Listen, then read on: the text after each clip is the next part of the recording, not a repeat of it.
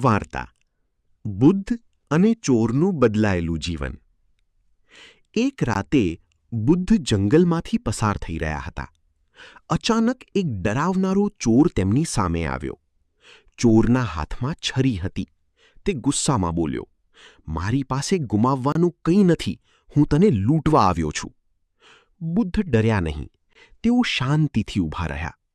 તેમણે ધીમેથી કહ્યું, "તું મને લૂંટવા આવ્યો છે તો પહેલાં એક કામ કર." ચોર આશ્ચર્યમાં પડી ગયો. "કયું કામ?" બુદ્ધે કહ્યું, "આ વૃક્ષની ડાળી કાપી નાખ." ચોરે તરત જ કાપી નાખી. બુદ્ધે કહ્યું, "હવે તેને પાછી જોડ." ચોર હસ્યો, "આ તો શક્ય નથી." બુદ્ધે શાંતિથી કહ્યું, "તું પણ એ ડાળી જેવો છે.